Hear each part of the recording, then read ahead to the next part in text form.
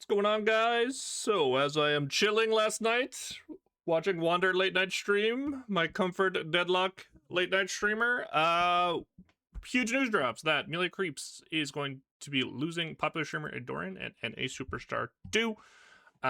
Later on, it also came out that through Side Switch stream that Fishcake will be leaving the team as well. It was kind of like up in the air for a bit, but it is confirmed that he is leaving. So now the current roster of Melee Creeps is only going to be Saya and John. It is notable to note that Pachi was trialing as coach for the team ever since Ranger left. But as of right now, it is kind of very up in the air if Pachi will be staying or stuff like that. Well, Saya sounds adamant to rebuilding Melee Creeps and having a new roster to put out there. So there's like a lot of stuff to talk about with this. There's a lot of things that happen behind the scenes. There's stuff that happened like the day of. But the way I'm kind of going to do this video is we're going to kind of go chronologically backwards, all the way back to when Scout got dropped. I did make a video about when Scout got dropped. If you want to check that out, there. It'll pop up now. And I think all these events ever since Scout got dropped, it was clear there was like a lot of tension in the team, and there was a lot of indecisiveness about what to do with their sixth player. And I think there's like three main events that kind of like show this was like happening before we all kind of knew. I think the first being the bringing in of Busio and then Ranger leaving as coach. So obviously remember Ranger was playing for the team for a while, was vocal about he actually didn't want to be playing. He wanted to be in a coach role. So eventually stepped back into the coach role, but then left on July 9th. He leaves the team. And then obviously it is announced that Pachi Pop will be trialing as head coach and Bush will be coming in as a trial player. So that was something that happened recently. Another thing that happened was it was announced that Melee Creeps were not going to Deadlock's first LAN, which was Guildlock. The statement came out, I think, like a week or so after Guildlock even got announced. And then what did happen was Ida was still going to be supporting the event through a subathon for prize pool and stuff and be participating in the event under the name Melee Freaks. So he was going to be flying out 5 other players to compete on a team with him in the event. These are all the teams that are going to be competing now, by the way. And I would say the last catalyst that kind of brought everything together was, again, like the 6th. Like there was very obvious contention over like who they should bring him as their 6th. And there's very different opinions about why that was happening and which direction to go with that. So we're kind of going to go over all that stuff. So first we're going to start with literally yesterday, like what happened yesterday, why did this happen so like suddenly, and why did it kind of like blow up. So the main thing was scrims yesterday for Melee Creeps were going very, very poorly. They got O2'd by Popper's pupils, and the second game being like an utter stomp. They lose by like 85k net towards the end of the game. And they also end up playing only one game against Crayon's team, which it was supposed to be a BO3 or like 3 games or whatever. And they very narrowly beat Crayon's new streamer team. Crayon's team right now is Brazilian Scout, Aiden the Destroyer, Hydration, Zersby's like trialing. So it's like a bunch of like streamers. Essentially, it's like a stream team. And so that goes over very poorly when you're watching idol stream and stuff, because, you know, this is a very new team and they're like very narrowly beating them, right? They won by like 20k at the end, but again, this is like a messy game, which then leads to Ido going over the scrim. Shout out Crayon, by the way. You know, on-field reporter Crayon, getting all these because some of these clips have been deleted, or I just wasn't able to find them. So shout out Crayon for that. But this is what Ido was talking about post the scrim block. Calm that and then like just look at the map state, bro. This happens so often too, bro. Because it's comeback, we killed green. Let's just chill. We just play for after the rift is taken. I just lost all my passion to calm in game 3. Oh wow. Okay. I think double. Bro, how do I calm this setup? And we're on tier 2s. We're going mid lane. We're not resetting health. We're giving the power on yellow. We start shopping. Okay. I'm gonna. Okay. Abe, can you go green, silver? Okay. And then I get blamed here. I'm down. Wait! Keyword! Wait! Y'all heard that? Y'all heard that? Hold up. Wait. For that comparison I said earlier? Hold up. Wait. I'm gonna. Okay. Abe, Wait. Can you go green, silver? Wait. Remember what I said earlier? And then I get blamed here. I'm down. Maybe I'll. So he gets blamed, right? And then he's making this call way in advance. ends up dying. Very frustrating, obviously, right? Like you're calming and then nothing's happening from that. And then it leads later on for him to talk about this. Yeah, that's what I Rift mean, is left, bro. Rift is left, by the Why, way. why do you think I get so pissed off, man? Because I watch MSI and I see how well they play together as a unit and everything they do. Oh wait, this is the MSI context. The team Next that time, just let me- wins. The team that wins is Crane the will one tell you that what MSI is. plays right. or plays better, like mechanically, or just like has slight edge. But like, And then I play this and I'm like, But MSI is League of "Fuck, Legends. man, like what is happening? MSI is League of Legends like international $1 million tournament. Mid-season invitational. like yeah, League is a solved game or whatever, but like, guys, Rift is left side. We should definitely play this. We can play for the reason it's solved is because they play like, or do you want to Consistent. crossplay and shit? Everyone's playing discipline and they're not doing just random stuff on their own. Okay, so that happens. That's the day of, and this is all before it gets announced that Ido and Do are leaving the team, and apparently it was not like discussed amongst the team. As Saya says here, he considers Do and Ido friends, but no word leaving isn't what friends do. So essentially, Ido and Do getting upset, just cut off. Probably like send a Discord DM. Don't really want to discuss it. Just say they're kind of like leaving the team, right? And then Ido has this to say: Do and I left MLC, and assures people he will still be playing at the Guildlock LAN with 5 new members, just not under the MLC name. So that's what happens there. Pretty crazy. It all happened like in a matter of like a couple of hours. Like Melee Creeps obviously is like probably the most historic team in Deadlock in at least NA. Comparing you to NA, it's like kind of pointless at this point, honestly.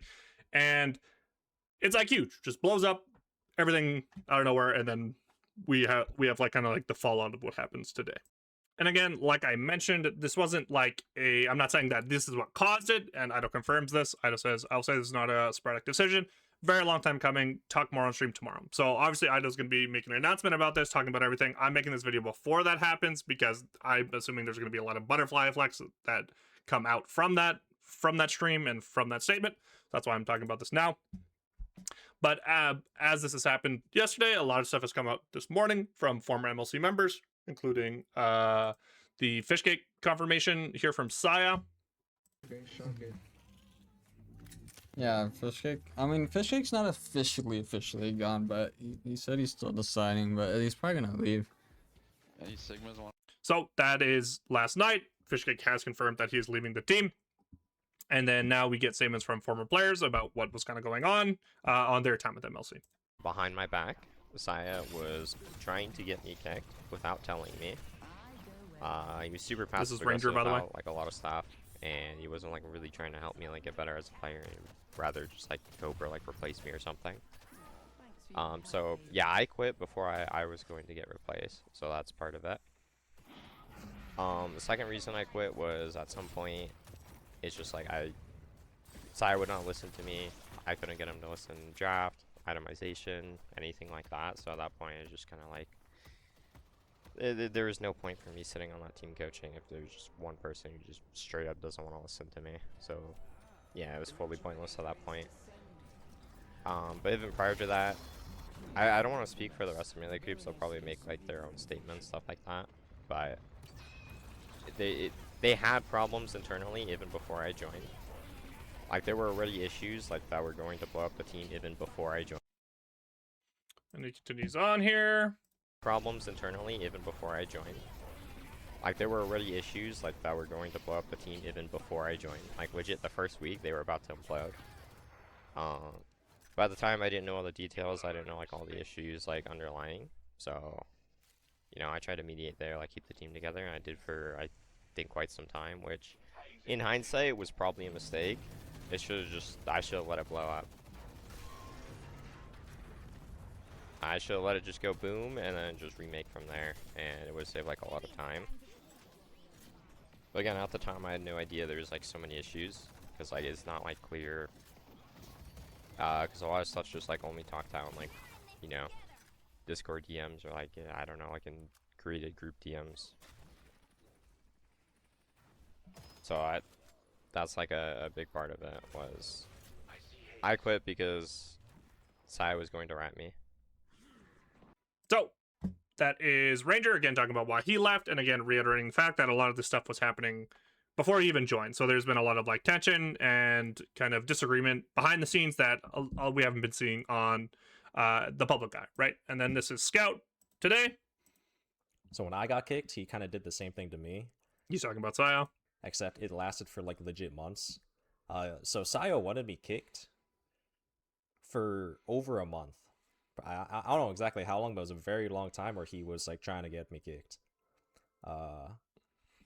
And I don't want to say too much about like the other players or whatever. They can talk if they want to, but since he mentioned Sayo, I'd like say that.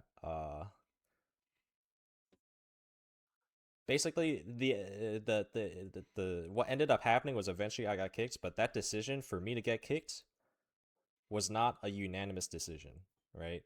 Even at the very end, it wasn't unanimous, and I don't even think I'm not completely 100% sure about this, but I don't even think it was a majority decision. Right? Okay. But it was definitely not unanimous. Okay, so that goes there, and then shout out Crayon again because this clip I could not find. I think it got deleted by Scout or just it got deleted. I don't care what Messiah's gonna wake up to all this. I don't care what he thinks, man. Like comms? They're coming up. So if you're wondering why this is so fucked up, it's fucking Scout watching Lightbringer. So it's like he's watching a stream, so the fucking audio is a little fucked up. More and more. No, honestly, screw that guy. Was it? No, I'm at the wrong one. It was here. Oh. He got stuck here. I don't even know what he got stuck on. He couldn't move. Maybe this will help him in the long run, and he'll realize he should not have this level of ego. And he can't act like how he did, and he can't snake people behind their backs. It had nothing to do with him. He wasn't lagging. Maybe He it'll was be a stuck wake-up in a call wall, for him, like okay? halfway in a wall. Like, where maybe he we're could doing still something and shoot different him, but early he on. couldn't walk out. He's talking about Saya. Okay, so a lot of former players, and then obviously with the splitting of the team, the two camps are like I don't do, and then John and Saya are kind of on this side, and a lot of the former players are kind of pointing the finger at Saya, saying like this is a lot of has to do with like Saya is again like the oldest member of Midnight Creeps, so he has a lot of say in decisions. He's not listening to other people, and all in all, that he is like trying to snake people or trying to kick people and forcing like people out of the team when this isn't really a group decision, right? Like Saya has a lot of say, which I talked about in my other video. It does seem like Saya has like a lot of say, and again with how seniority works, like kind of makes sense that I shouldn't say that he should have final say, but that he has like a big say in decisions, right? So this all goes down, and then I think again this has been happening for a while. It's kind of odd because they were still having a lot of success, even with all the roster changes, all the stuff that was going on. Like they lost Night Shift last week with Busio, and then the Busio thing I think again was like a catalyst for like the two sides of the team having like the biggest disagreement, where Busio is clearly like a project player, right? Busio, again, for those who don't know, was a Valorant champion back in 2023. Like he's a very established esports pro. He's not like an up and comer. Like he has experience. He knows how to be in an organized environment, all this stuff. But in a lot of ways, he is very green to Deadlock. Like he's not quite at that level that like E6 players, E6 pros in particular are at. So it's going to take some time to bring him on. And I think it's exemplified by like his last week, he's playing Silver 3 times in a row, right? Like they're having to adjust their draft to help out Busio in the short term. And then also, again, like this has been a 2-month thing going on, right? So they also had like League come in for a bit. And they did okay. Again, like having pretty good success. Like they're doing okay with it. They lost FPS Lounge, but they're taking them to 3 games. Like, you're bringing in a sub, you're doing pretty well. Same with Lord and M coming in. Like Lord was like doing fine for them. He was playing as Silver. Played the Viscous, even though he hadn't played Viscous in a long time, but it kind of showed. But they were they were still competitive. Like it's not like they were getting like shit stomped. It's not like they were having like rough games or anything. They were still doing well, but you could definitely tell that there was a lot of like indecisiveness about who should come in and who shouldn't come out, right? For the 6th spot. And then obviously Venal was like the other big consideration before Busio, Lord and M, and League again being more like substitute decisions. And then they had the funny week where Dimov was subbing in. This is before Ranger left. Stuff like this. And although the roster has frankly been in flux since Scout has left the team. And again, with Scout's statements there, we kind of have like a clearer picture now of why Scout got booted, or again that like it wasn't even a team decision that Scout left, that it was more like Saya's input was the reason he kind of got pushed out, right? So all this happens, and again, I think a lot is going to change with the Ido statement that's going to come out today. I think a lot of butterfly effects are going to come from that, and so I'll probably be making another video with responses and stuff like this. Like, I imagine I was going to make a statement, and then Saya's going to want to respond to that, but right now a lot of the fingers are being pointed at Saya, and that Saya's kind of more rigid opinions, and I think mainly draft was like a huge thing too. Ranger talked about like he literally left the team because he's here to like help with draft, he's here to help with itemization and stuff like this, being like more of a coach role, and was kind of like pushed out, and felt like he should just leave because he's going to get pushed out, or frankly the reason he's here is not being answered. So super curious where this goes. Just wanted to put this out now so we have like a timestamp of where we're at right now. Literally like 24 hours, less than 24 hours after all this stuff came out. So super curious to see where this goes. And then again, if you want more background to even more history about what happened here, I did do a Scout video in the past on my opinions. Again, in that video, I was like very expressive about like I was taking Scout side on things, where Scout was being like a good teammate and kind of got pushed out. And it was clear that what was being said publicly about the team versus privately was like very not the same. And I think what's happening now is kind of being shown here.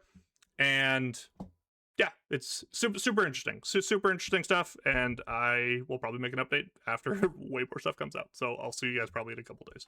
Peace, peace, peace.